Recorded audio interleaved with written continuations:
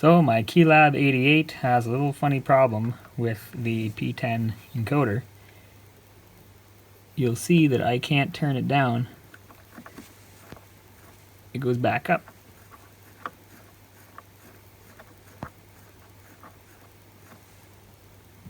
That's no good, because watch another one.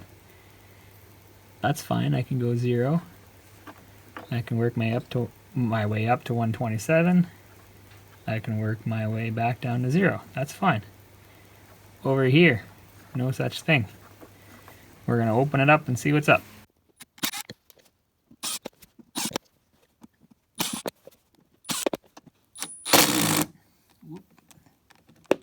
Don't do that.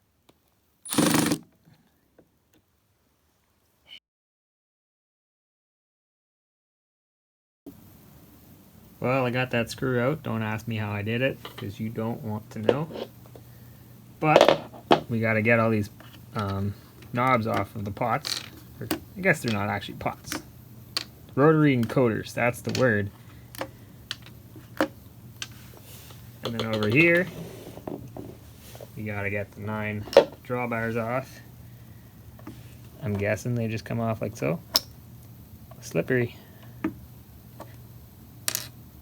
I don't have enough finger grip strength to do this the manly man way. Okay. 3 more encoders. Now what's left? Probably these screws that mount the music stand and the laptop tray. I think they're structural. We're gonna find out. Deep enough, yeah. I did find that for the regular screws, my M3 screws will fit in there. So I'll do that to put it back together. That way they will be hex screws, and I can use the hex bit, and then there's no stripping. Use my brainium. Flat screws slotted screws were invented by Satan himself. There are tiny washers. Don't lose the tiny washers.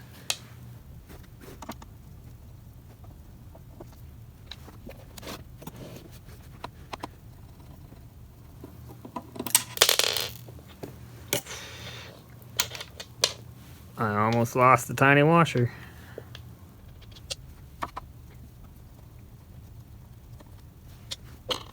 I really hope you don't have to take off the wood sides. That would be annoying. Can't tell if you do. Let's tip it up and see if we can see something. Not sure that I see anything. Well, nothing obvious is jumping out, so let's just take off a side.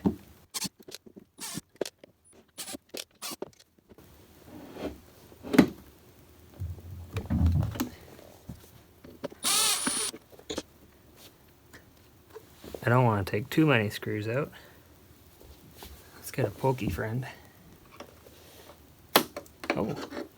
Oh. Oh. Oh. They painted over this crack. So this has never been opened since the factory.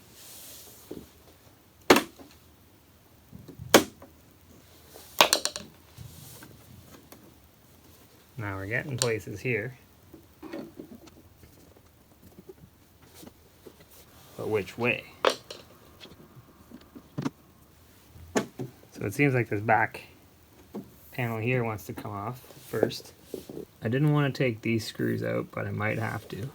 That's where this seems to be going.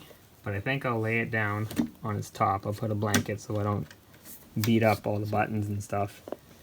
And then we'll take out some screws around the edges and see what we can see from there. Longer screw. I think this might hold the key bed. I'll go over along the top.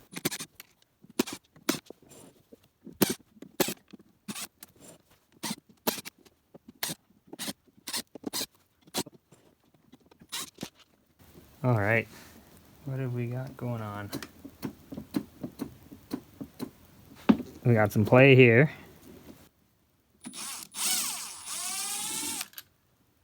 Now I'm guessing there's a board in here, and I gotta take these 3 screws out and then detach some stuff.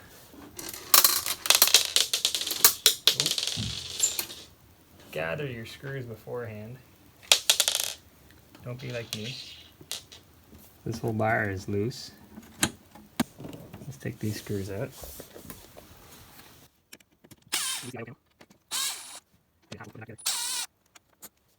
Screws look like that.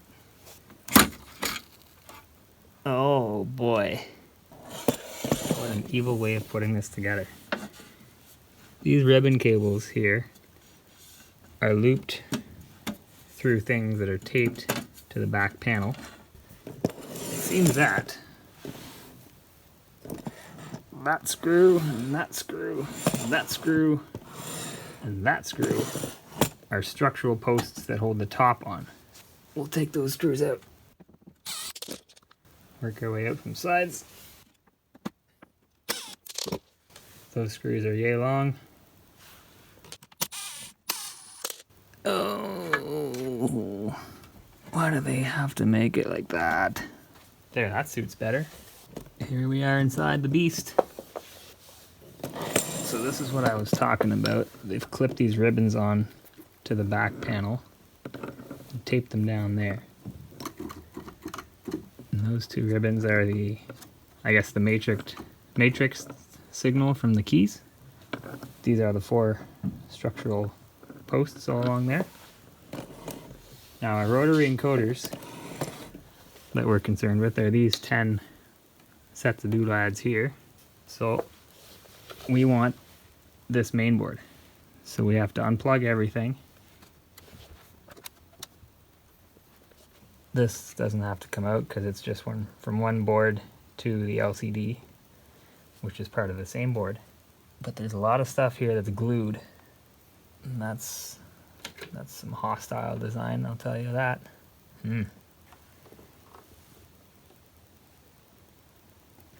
I don't want to have to cut this zip tie. I'll turn the camera off and work at that for a while. Alright, I got the glue off this one. And I've got my pliers. And seeming like I'm able to get this one out. Is there a little tongue on it or something? Aha! That's one down. And how many to go? 1, 2, 3, 4, 5. Back in a bit. These 2 cables that come from here have identical connectors, so I want to make sure that I tell myself on video. The one with a lot more length is after touch 2. The shorter one past the zip tie is after touch 1. Since I'm not taking the zip tie out, or at least right now I don't plan to, that should be easy enough to remember. The 3-way ribbon that goes through the zip tie goes to side 1 here.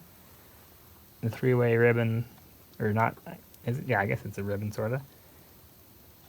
This one on the left is not part of the zip tie. We're gonna remember that and not screw up. Well, I got all the connectors out. Now if I wanted to cut this zip tie, that would free me up and I could take this whole back panel off. And maybe I would do that in another world. Maybe I'll have to do that in this world. The stuff on the other side of these 2 wires is not stuff that I can just disconnect easily. So the main question is if I can get to the screws holding this board in down in this area. If I can get to those where this is now, and I have this board propped against something, if I can get all those out, I don't have to cut the zip tie. And I'd be a lot happier with that.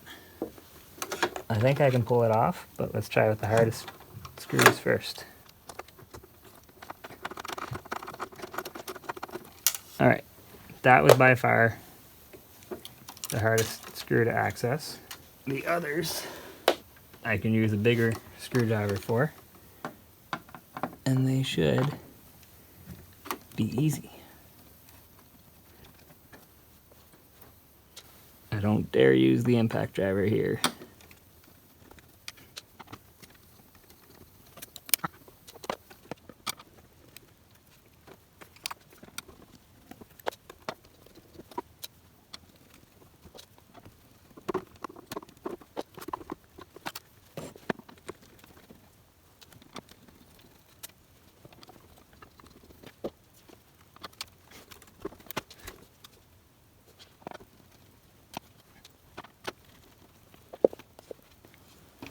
There's all these tabs here, which I think hold in the clicky buttons.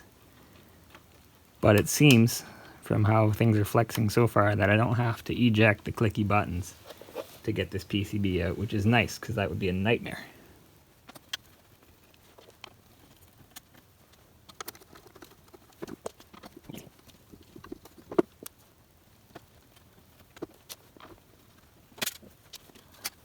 Yes. Okay, so this is our guy here. Now we'll hook it up to the multimeter and maybe see if we can see a difference between what this puts out and what the others put out. Well, have a look at this. What I've done over here, let me see if I can get that in the frame. I have a microphone cable tester, which I've soldered some wires onto. And power is coming through this orange wire. If I touch it to the yellow, then that one goes on. And if, oh, that's a stray yellow, that's different. If I touch it to the green, then that one goes on. And I can touch it to both at once, because it can check for cables that are really messed up. They can both light up.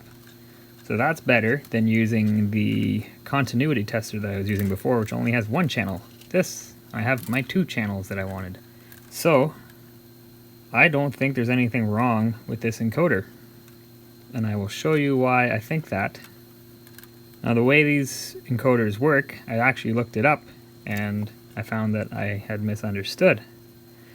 The way they work is I'll turn it a little bit and the middle will touch, or I'll have contact from the middle leg to the left leg. I'll turn it a little more. I'll have contact from the middle to the left and the right at the same time. I'll turn it a little more. I'll only have contact on the right. I'll turn it a little more, and then it completely breaks contact. Now I turn it the other way again, and then I have the right, and then I turn a little more, and I get both, and I turn a little more, and I get the left, and then I turn a little more, and it's gone. I'm not sure that it's actually that direction that things move. I didn't actually trace back which wire goes to what and how it's lighting up. I just wanted to know that the motion was happening according to how I was turning the knob, and it was. It is a pain setting this up. So if I have this right, yeah.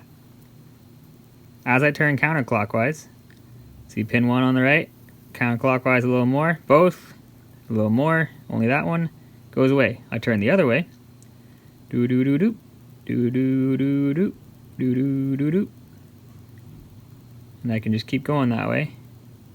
And I'll go counterclockwise again, see how the pulse is moving the other direction. Let's look at the encoder that I thought was broken. Nothing.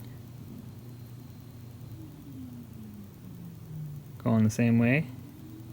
Great, now let's go counterclockwise.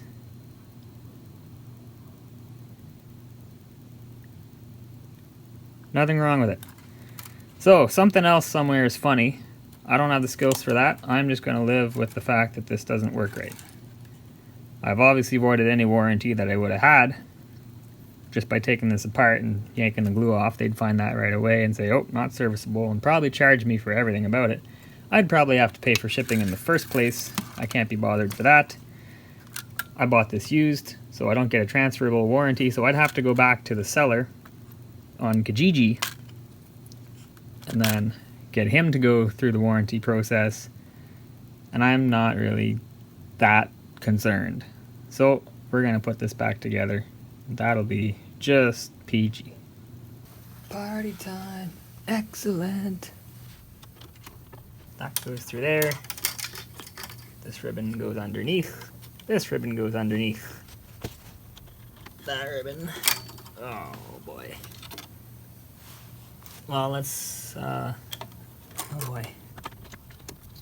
Let's get all these wires out of the way as best as we can.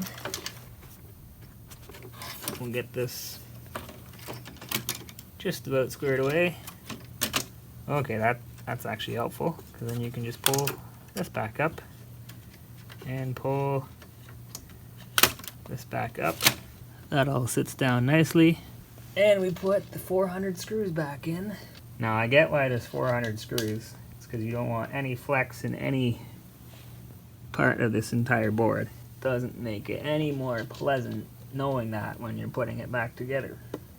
Random piece of glue. Yummy. So let's start with a corner.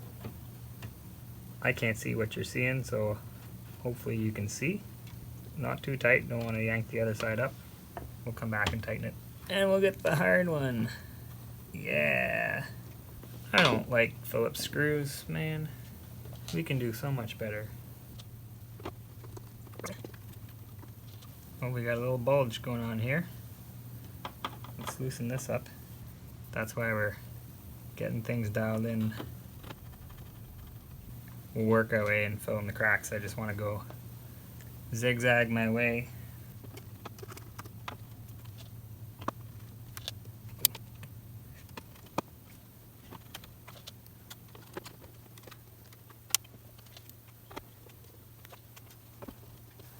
I was starting to wonder why I had so many leftover screws and I was almost at the finish line, but this whole row here still exists.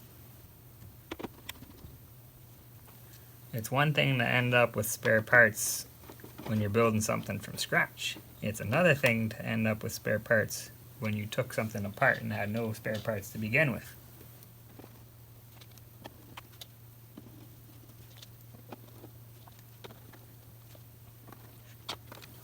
Alright, the fun part.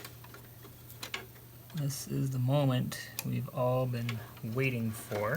The part of the show where Larry comes out and sings a silly song. Now, we know that these go there.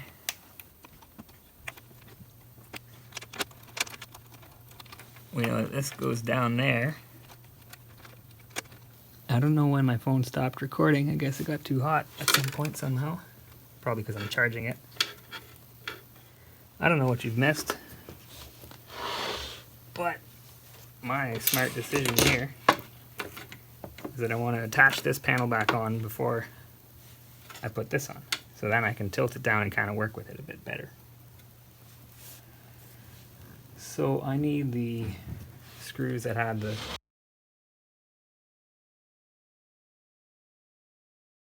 well, the camera switched off at some point due to getting too hot from having the battery plugged in, so I don't know how much you missed, but I put in some new M3 hex screws where the other painted screws were, and I put these screws back in, so that's going to hold this back panel to the top here, and that will make it a little easier for me to put the I/O board back in.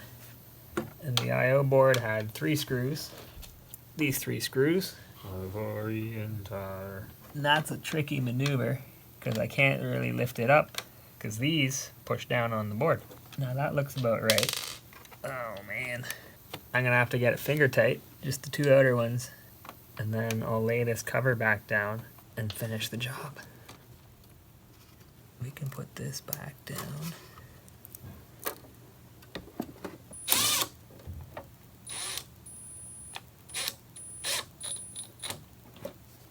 You don't want to give it any ugga-duggas, but you do save a bit of time.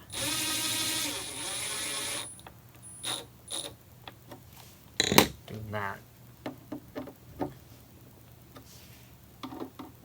And wonder of wonders, it's nice and tight, and it's not stripped. So, what's next? We'll find the screws for here, and on the other side there. Now one's long and one's short, I think. We're almost at the end of the shiny screws. The rest of them are black. So let's gather up the shiny screws and see what we got. I got 2 short and 1 long. Well, For now, let's find out whether the long goes in the front or the back. Now, since I hate Phillips screws and I happen to be missing the other one like this, and I'm sure it'll turn up in about 10 seconds, and I see it. Ha. Here's the other one.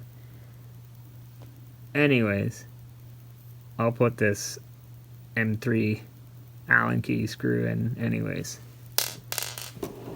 And I have another one for the other side too.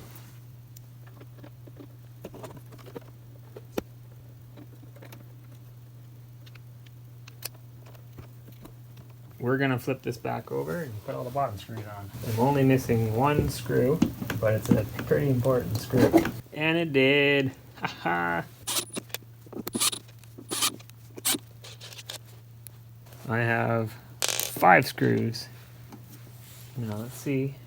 1, 2, 3, 4. Probably not that. 1, 2, 3, 4, 5, 6, 7, 8. I have 5 screws like this here. 6, 7, 8. And 1, 2, 3, 4 are the longer ones. So the longer ones go in these holes.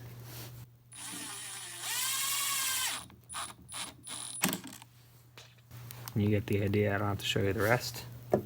Oh, this is a little misaligned. Okay, so it'll go easier if I put the short ones on to bring the back into perspective. And that lets me get the structural posts. Don't cross thread. No wugga-duggas. Bad.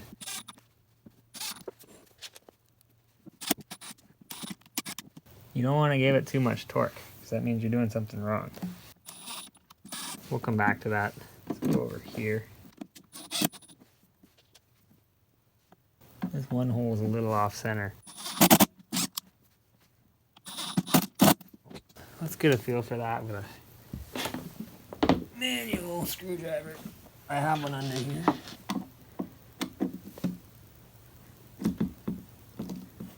Yeah, that is really tight, but nah. Given that it was pretty off center compared to the others, which doesn't make any sense. You'd think they'd dial that in, right?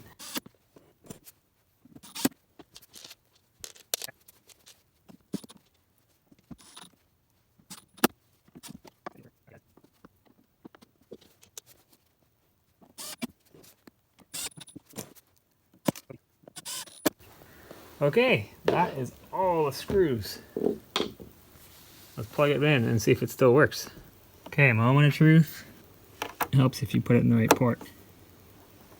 Hey! Alright, it was this guy.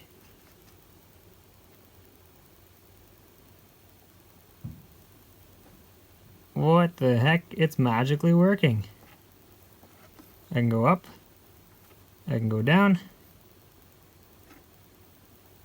Here's another one. That one always worked.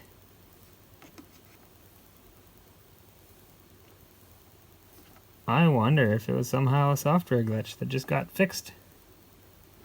And as soon as I open the software again, it's all messed up. Who knows? Anyways, this has been fun. I'm going to put all these knobs back on and sliders back on. And we'll call it a day. Oh, I don't have this.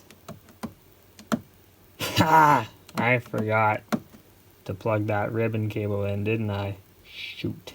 I did. Well, I'll spare you the boring details. You know how it goes together. Astute viewers may have noticed this when I was putting it together, but I didn't. I hadn't even put in either of the ribbons for this, so I had 3 ribbons to connect. But we are all good to go now. And one thing that I had mixed up is I had put the long screws, the long black ones, I had put those on the 4 studs that hold this frame up. That was wrong. They go on the sides and the short ones go down here. That had gotten me embedded too far into one of these studs. I didn't bother videotaping it, but it actually pulled the stud out from the rail inside here. And then I had to put it back in with pliers. That wasn't fun. But I'll put all the rubbers on, we'll plug it in, make sure I still get piano notes, because... Ooh, that sounds different.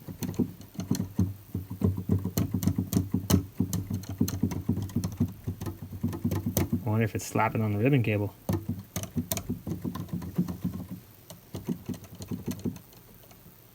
Fun never ends. Well, you want to know what it was? It was Mainstage. So this knob here, I had patched to this tempo knob over here. And the thing about this is it's expecting a tap tempo, even though you can assign a knob value to it, and I could come and drag this knob to whatever tempo I want. And that's fine. But this tap tempo guy here, when you assign it to a rotary encoder, every input that you get counts as a tap. And so if you turn really slow, you can get something different. But otherwise it maxes out at whatever your range is, more or less. And because MIDI goes both ways, it was overriding the values here, and that was forcing things back. So nothing was wrong with this. I never had to take it apart. I'm just a moron. That's the moral of the story.